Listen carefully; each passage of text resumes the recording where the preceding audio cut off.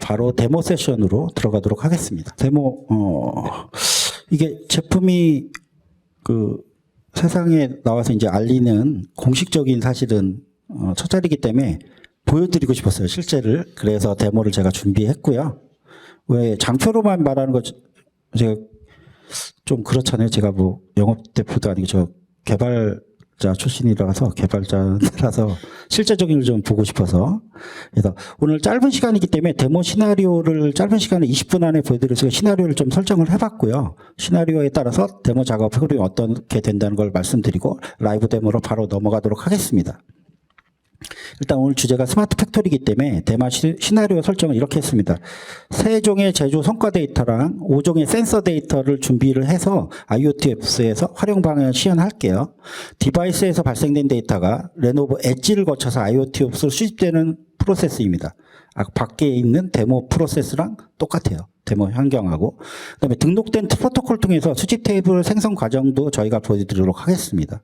그다음에 수집 데이터 중에 룰 설정에 해당되는 데이터에 대한 액션, 그 액션이라는 건 아까 말씀드렸던 이메일로 알림이 간다던가 슬랙으로 알림이 간다던가 하는 것들이죠. 이런 것들은 저희가 설명드리고 수집된 데이터를 가지고 결국 보기 위한 대시보드를 구성하는 데모까지 쭉 요 5가지 시나리오 설정을 가지고 데모를 보여드리도록 하겠습니다.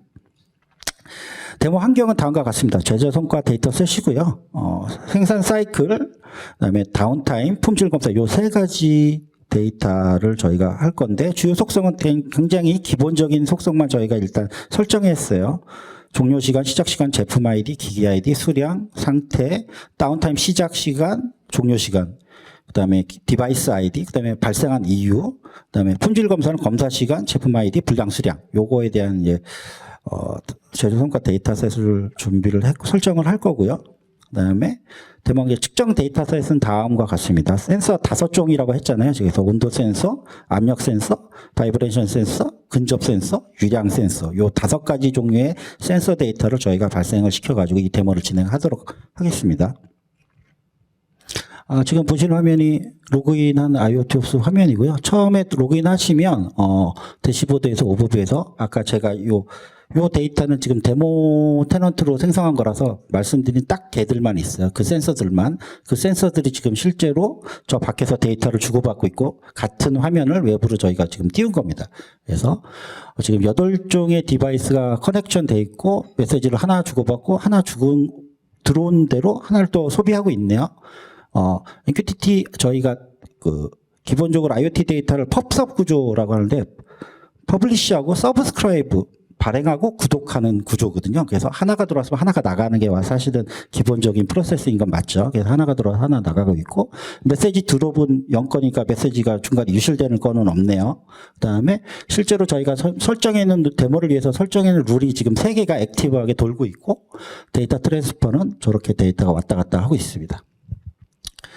그래서 맨 처음에 이제 디바이스 그룹부터 보여드릴게요. 아까 말씀드렸다시피 디바이스 그룹이라는 게 있고요. 이것들은 이제 디바이스에 대한 일괄 처리할 때 기준으로 사용되는 디바이스 그룹핑 네임이나 네임이고요. 프로토콜하고 나중에 이게 디바이스하고 연계되게 됩니다. 그래서 생성 버튼을 한번 이미 만들었으니까 잠깐만 그 생성 버튼 한 번만 눌러주실래요? 되게 간단해요. 디바이스 그룹 그냥 메타데이터라고 생각하시면 돼요. 이름 넣고 설명 간단하게 원하시는 거 넣고 저장하시면 됩니다. 예, 다시 뒤로 넘어가서 이렇게 해서 만들어 놓은 게 저희가 지금 데모 데이터를 팩토리라고 디바이스 그룹을 만들어 놨습니다. 팩토리라고 만들면 디바이스로 가보시죠. 그 다음에 디바이스로 가보시면 디바이스에 생성을 해서 여기에 디바이스 그룹에 속한 디바이스들을 아까 아반떼라고 제가 얘기를 드렸는데 아반떼 차종 밑에 우리 집 아반떼, 옆집 아반떼, 저 뒷집 아반떼들을 등록하는 화면이라고 간단하게 생각하시면 될 것 같아요. 그 하이라키 개념입니다. 디바이스 그룹하고 디바이스는.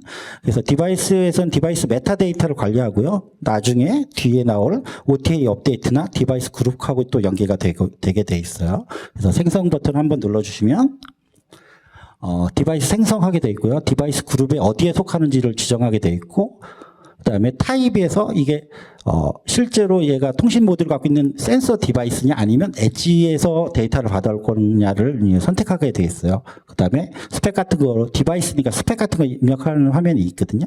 스펙을 입력하시고 저장하시면 됩니다. 다시 넘어갈게요. 그다음에 프로토콜 화면으로 넘어갈게요.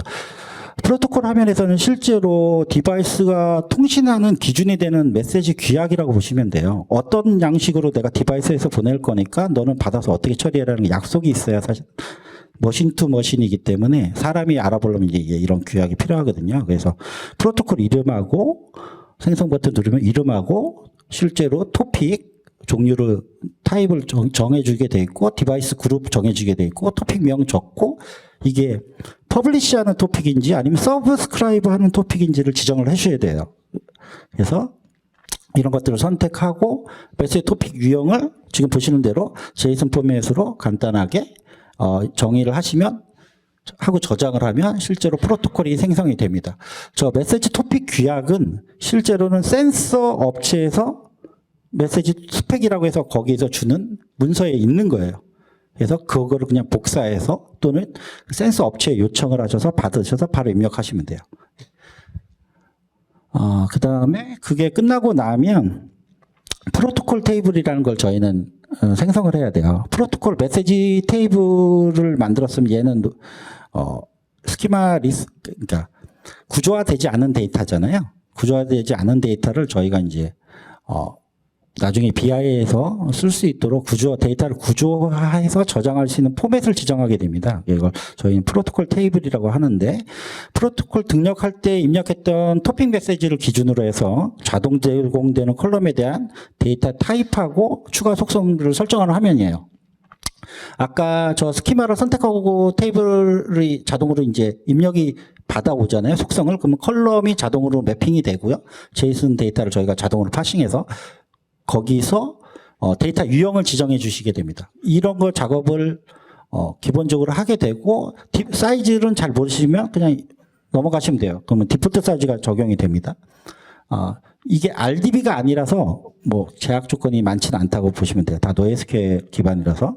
그다음에 하단에서 이제 키 설정을 하게 되는데 키 컬럼을 선택하고 저장하시면 저희가 이제 분산키 이게 빅데이터 기반이라서 이게 빅데이터를 안 해보신 분들은 잘 모르실 수 있는데 아무튼 저게 분산 파티셔닝 키라고 보시면 돼요.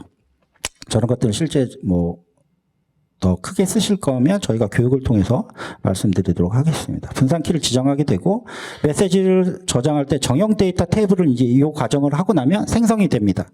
자동으로 크리에이트 테이블 뭐 이런 거 안 하셔도 된다는 얘기예요. 그다음에 실제로 프로토콜 테이블 하나 클릭해 보시면 실제로 요 최근 10개의 데이터, 샘플 데이터가 실제로 들어오고 있는지 싱크한 다음에 데이터셋, 내가 포맷을 똑바로 만들었구나. 아까 데이터 타입을 똑바로 정의했구나라는 걸 여기서 한번 확인하시는 거예요. 그래서 샘플 데이터 셋을 본다고 생각하시면 되고 여기는 샘플 데이터가 아니고 실제로 들어온 최근 10건 데이터를 주는 거거든요. 이걸 보시고 내가 똑바로 프로토콜 테이블을 생성했구나라는 거 확인하시는 과정이라고 보시면 돼요. 그다음에 데이터 수집 링크를 활성화해야 됩니다. 이렇게 다 만들었으면 이제 수집을 시작해야죠. 그래서 액티브 버튼을 실행 버튼을 누르시면 지금 내가 설정한 데이터 토픽들이 이런 것들이야라고 보게 되고 이게 이제 테이블 생성한 다음에 MQTT 엔드포인트를 통해서 수신되는 토픽 활성화 버튼이라고 보시면 돼요. 그래서 활성화를 실행하고 나면 데이터 수신이 이제 준비되게 됩니다.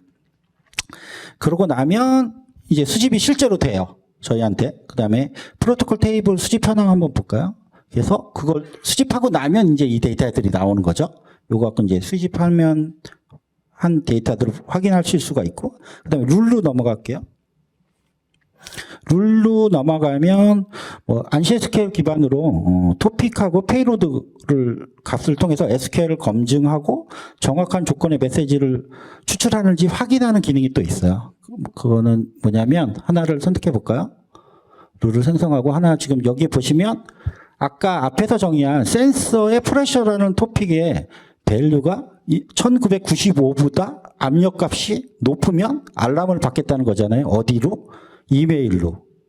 메시지 타입은 기준 압력 초과했다. 거기서 보여주는 날아가는 값은 저 위에 있는 밸류 값을 넣겠다는 뜻이거든요.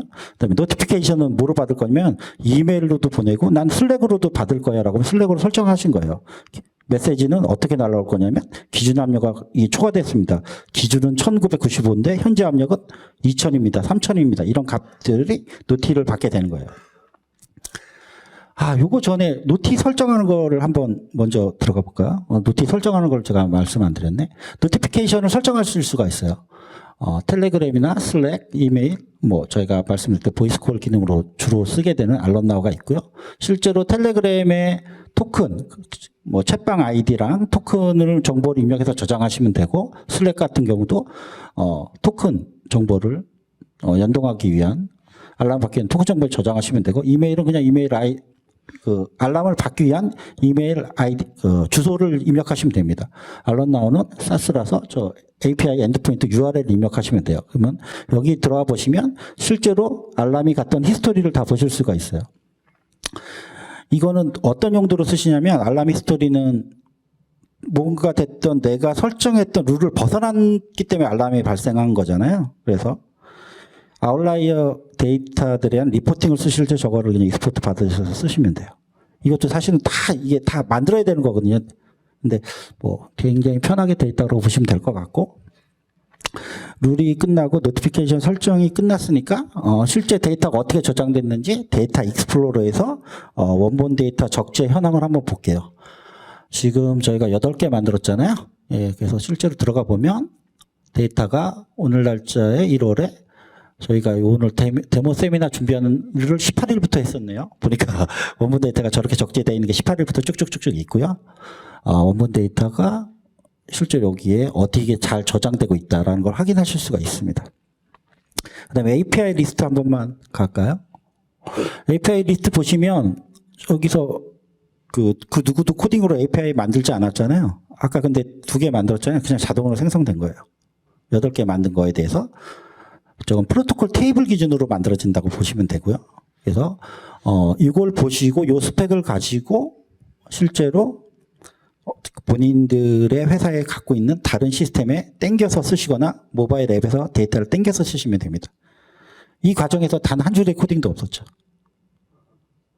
근데 이거를 SI로 이 정도 시스템을 A부터 Z까지 다 만드는데 보통 3개월에서 6개월 걸려요. 근데 지금 한 20분 안에 제가 설명을 다 끝냈는데 실제로 하는데 하루면 사실은 다 되고, 저희가 하면 저희가 또 이제 회사가 저희만 있는 게 솔루션 개발팀만 있는 게 아니고 딜리버리 프로페셔널 서비스 팀도 있으니까 그쪽의 팀이 했으면 1시간, 2시간 안에 다 했을 겁니다. 이거. 그러면 하나의 어플리케이션이 IoT 수집하고 데이터 처리하고 저장하고 관리하는 어플리케이션이 개발이 다 끝난 겁니다. 그 다음에 대시보드로 한번 가볼게요. 시간이. 네. 대시보드로 가보시면 이렇게 수집된 데이터들을 대시보드로 지금 바로 보실 수가 있어요. 그래서 아까 맨 처음엔 오버뷰 보셨고요. 오버뷰는 수집 현황인 거고, 각각의 센서 데이터에 맞게 내가 보고자 하는 목적에 맞게 X축, Y축 값들을 정하시고, 다양한 형태의 차트는 사실은 요즘엔 BI 툴들이 거의 수준이 다 비슷해져가지고 제공하는 차트 종류는 거의 다 대동소이하다고 보시면 될 것 같고요. 다양한 형태로 원하시는 형태로 센서에서 올라온 데이터, 로 데이터를 가지고 여러 가지 형태로 토픽 수집 트렌드네요. 이거는 센서 온도 토픽 수집 트렌드. 그다음에 그 밑에 하나 볼까요? 이건 압력 센서 프레셔 토픽 컬렉션 트렌드. 압력 센서의 토픽이 어떤 수집됐을 때 값들이 어떻게 바뀌었는지 쭉 트렌드를 보여드리는 거고, 그 밑에도 보실까요? 바이브레이션. 진동 센서에선 어떤 데이터들이 그동안 들어왔나. 이거 보실 수 있고요. 그 다음에, 이게 저거네요. 근접 센서네요. 영어가 어렵네요. 근접 센서 토픽 트렌드고, 그 밑에 거는, 유량 센서인 것 같습니다. 이렇게, 근데 요 대시보드 자체를 저희가 만들어 드린 게 아니고 직접 만드실 수 있어요. 대시보드 그 상품에 따라 좀 다르긴 한데 BI를 자체를 저희가 전달해 드리고 귀에 BI 들어가면 수집된 데이터셋이 이미 데이터셋으로 정의가 돼 있을 겁니다. 굉장히 간단하죠. 이런 것들을 다 보시면 되고, 여기까지가 라이브 데모고요.